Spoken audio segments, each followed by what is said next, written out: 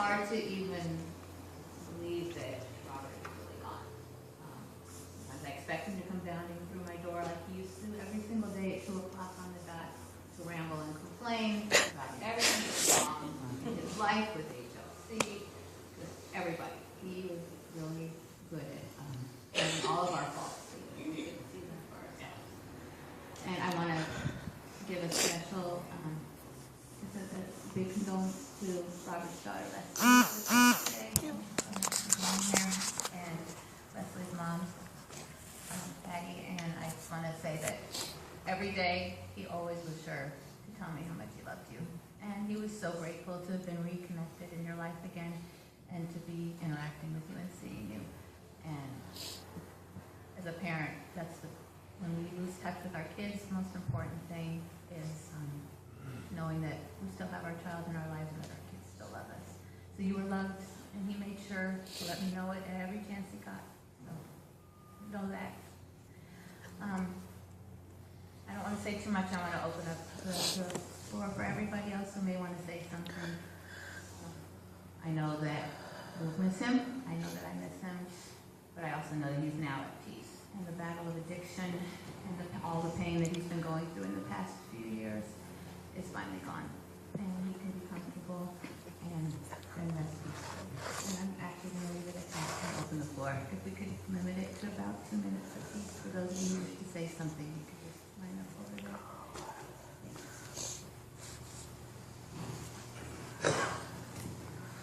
My name is Renzo. My call. Condolences go out to the family. Sorry about your loss. I met Robert in the detox.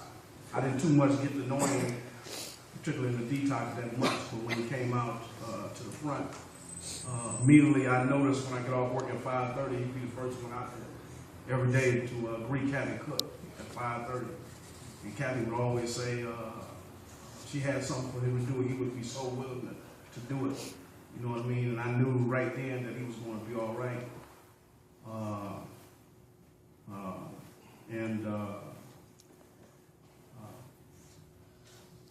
He ended up getting a job back in the detox.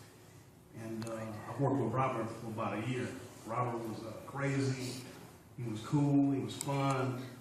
And Robert said exactly what was on his mind. And one of the things Robert used to always tease me about, I had a little rinky-dink cell phone. And he used to always tell me, man, you need to upgrade your phone. But he didn't really know that I was the kind of guy. I was kind of really embarrassed that I really wasn't the kind of guy that knew a lot about technology. And I was really afraid of it. And Robert just kept nagging me, kept pushing me. And one day he sent me my email account, and we would go over it every day. And finally, I learned. And those was the things that Robert installed in me, was to be able to go for what. Don't be afraid of what you don't know. You know, go for it. And he's not here right now, but he's in my heart. He was at my wedding. Sometimes I can hear him when I go to work in the back. I don't see him, because we worked about a year straight, and I'm gonna miss him. But he opened my whole world up as far as the computers and everything, because I was computer literate. I didn't know nothing about that. And, that was one of the things that I'm going to take strongly in my heart today, that he taught me, and I'm always going to cherish that. Thank you.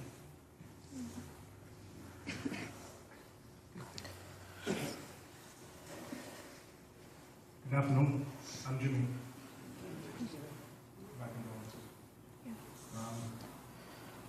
A couple months ago, my friend Robert asked me if I would speak at his graduation, and I was honored. I said, nothing could keep me from doing it. Well, that didn't happen, so when I got a chance to stand up here today, nothing was going to stop me. The people who've been around here a little while, I came out here with a heavy heart. And I came out here, I got into Harvard on March 16th, and Robert got here March 15th. And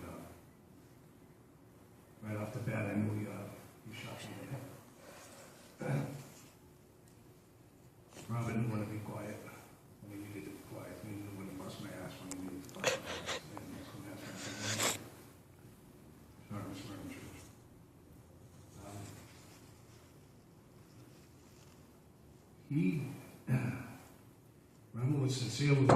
Robert was straight with me. It wasn't anything phony. You don't love a man for that. I remember one time I told him I wanted a W jacket, and I wanted it to be a jean jacket. And I didn't say anything more about that, but I came back later in the day, and on my bed there was a jean jacket. I had to say thank you. He didn't expect one.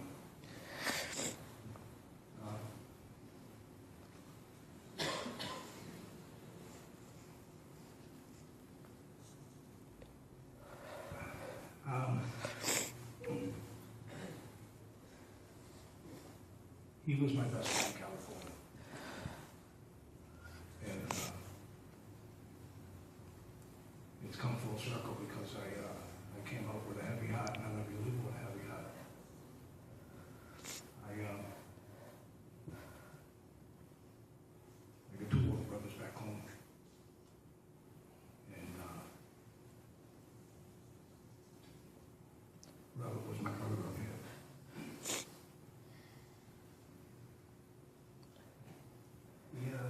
He helped me through some tough times.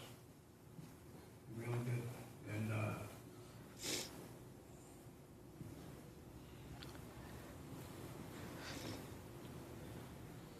just want to say that I'm going to miss him every day.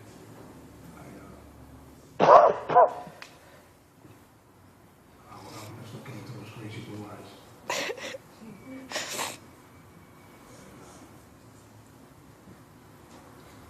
I'm just glad he's at peace, and you understand what I say. I love you, brother. Thank you.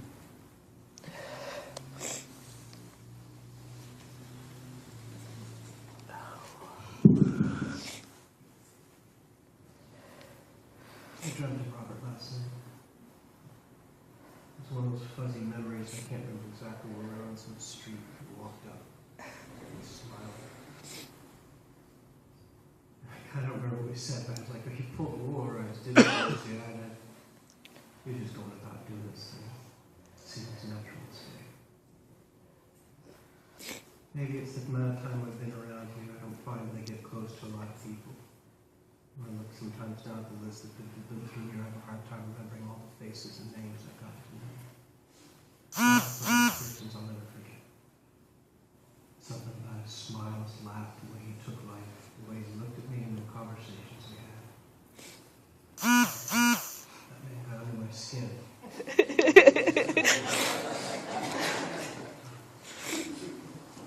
got pretty far under the skin now. He got in my heart. He matters to me. And, I used to look at the red bike and ride it in the morning and go, "Right, that's my red bike. When are you going to give it to me?" And as I've been riding in the last few months, I've been thinking of him. I'm just glad to know.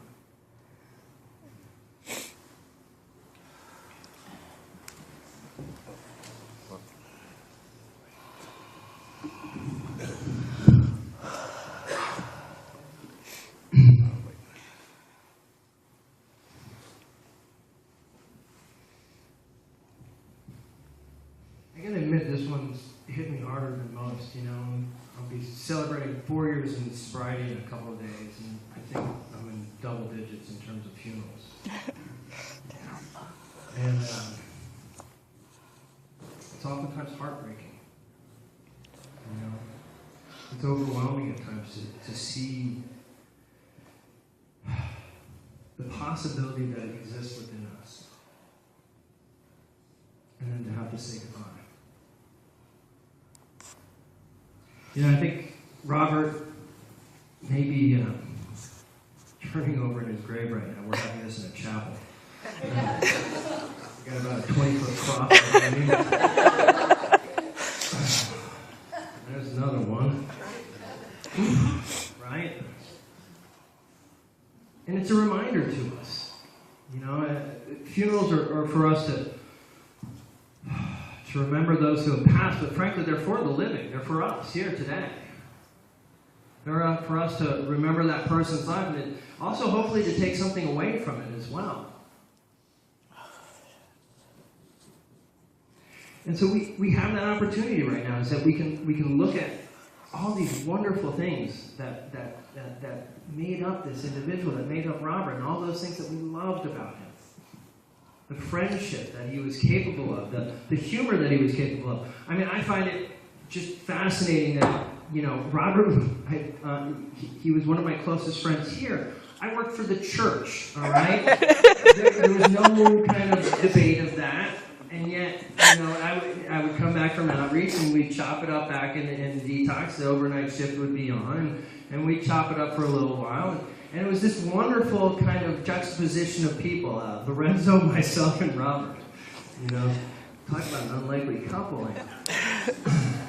And it was beautiful, though.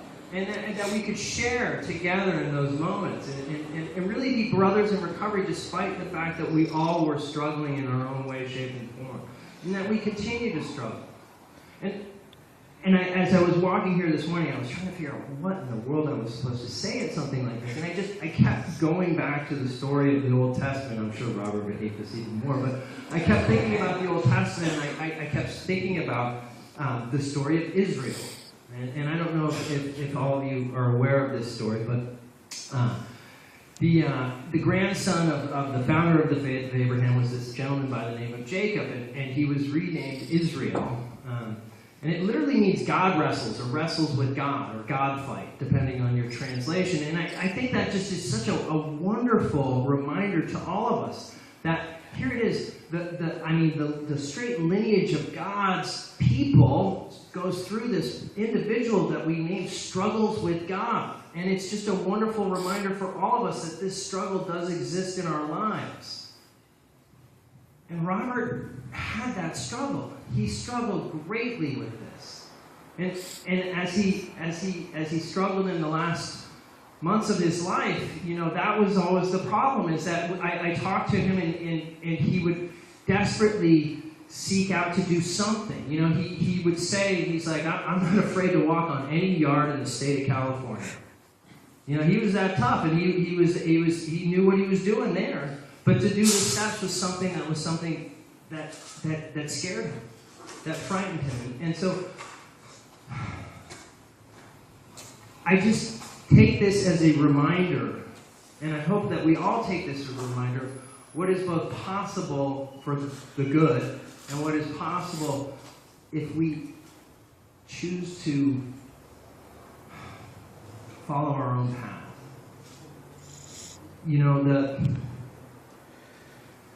This idea in recovery is that we do the steps and we develop a relationship with something greater than ourselves. And I'm not here to talk about my own faith life and the path that I've followed, but what I am here to say is that these are based on principles, and principles are universal. They don't particularly care who you are.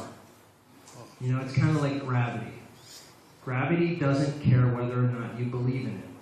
Gravity happens. The steps don't particularly care whether or not you believe in it. If you do them, your life will be transformed.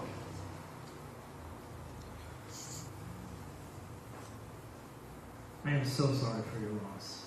He was a wonderful man in so many ways. And I hope that you can find some peace in the moment that even though he struggled, he was loved. And that this is a showing of just how much people cared for him and cared about him. And that we're going to miss him. And that I hope, in some small part, that all of us can hold Robert and hold that example in our heart. Of the possibility of greatness, of the friendship, of the kindness, and of the love that he showed people. When you think about this, he and Lorenzo, 2 a.m, you're in detox. Who do you go talk to? Right? You got 2 guys. That's it. That's all you got. And believe me, I spent some time back in there. You're up at 2 a.m. thinking way too hard. And you need somebody to talk to. And as seemingly, he had that capacity and that ability to guide people, and yet, is so often the case in our own lives, is that we can't seem to follow our own good advice. That we can't seem to embrace that which we teach and show others.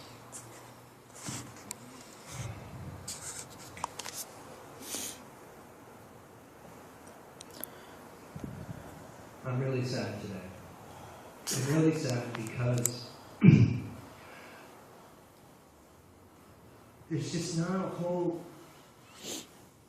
lot that he wasn't capable of, that he didn't have within him.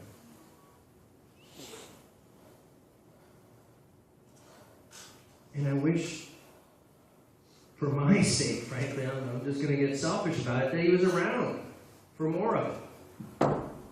That I could share in that more with him. That we all could. Because he was worthy, and he was kind, and he was a good man, and he just struggled. And we've all been there, and we've all felt that, and we've all experienced that, especially at a place like this. We get that.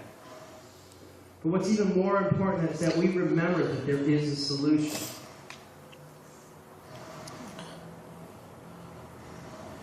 That no matter what it is that we struggle with, no matter what it is that we struggle with, that there is an answer. Through these steps, we can have peace.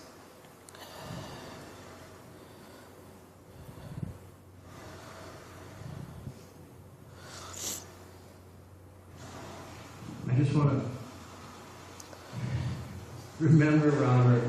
Just kind of, he had that little bit of a slouch kind of thing we're working. And he always was wearing that same jacket, hair slicked back, kind of that, little expression that he had. And yeah, you're right, because he was working the overnight shift. He had the weirdest hours too. He always looked like he was waking up. It didn't seem to matter what time of day it was.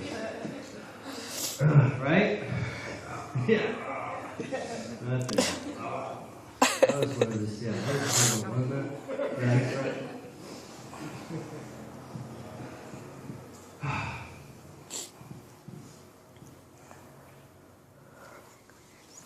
We're going to miss you. We're going to miss you. We're going to love you. And I hope that we can all remember you. And that we can all take something from this. And that we can all keep it in our hearts.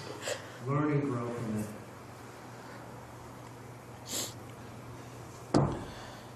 This loss can be our gain. This loss can be our gain. But if we take from this something, if we learn from something in this. And so I want to encourage everyone in here to take a look at Robert's life, to take a look, to see the triumphs and the struggles that Robert experienced, to grow from it, that we are all teachers to one another, for good and for bad, that we are all teachers for one another, that we all have a responsibility to one another, to lift one another up, to support one another, to love one another.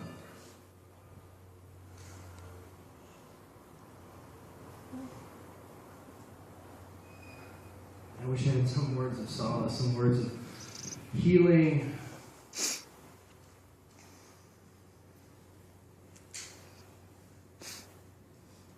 And just sometimes we're stuck with some pain. And we get to feel it, we get to experience it. It says in the book of James, in that first chapter, it's one of my favorites, it talks about how we're going to struggle and that we should be in that moment of struggle, because in that moment, in that time of struggle, it allows us to become mature. And we will be lacking nothing if we allow it to do its work. And so the pain that we're feeling, the sadness that we're feeling, yeah, feel it. Embrace it. Learn from it. Grow from it. Let God do His work inside of us. Don't run away from it.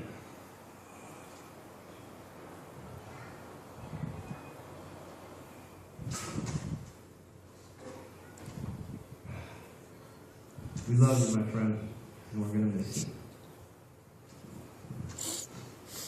I'm going to ask that, no, we're not going to do that? Okay. I'm going to ask Major Dave to come up here really quickly.